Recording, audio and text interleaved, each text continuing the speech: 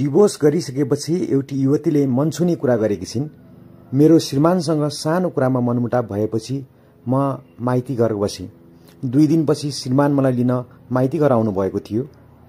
त्यसपछि म मेरो केही झुटा आफन्त र केही माइतीको कुरा सुनेर श्रीमानको साथमा घर फर्किन। उल्टो श्रीमानलाई दाइजो प्रथाको झुटो केसमा फसाइदिए।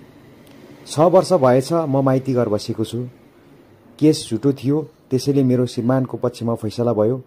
उहाँले धुमधामसँग दोस्रो विवाह गर्नुभयो। आज सोचिरहेको छु मेरो श्रीमान मलाई लिन माइत आउँदा त्यसै समय उहाँको पछि लागेर गएकी भए आज मेरो पनि 1-2वटा बच्चाहरू हुने थिए। म पनि मेरो साथीहरू जसरी खुसीका साथ आफ्नो श्रीमानको साथमा बसेको हुन्थे। साथ कसैले दिनेवाला छैनन्, सल्लाह सबैले दिन्छन्, अन्त्यमा आफ्नै जिन्दगी बर्बाद हुन्छ।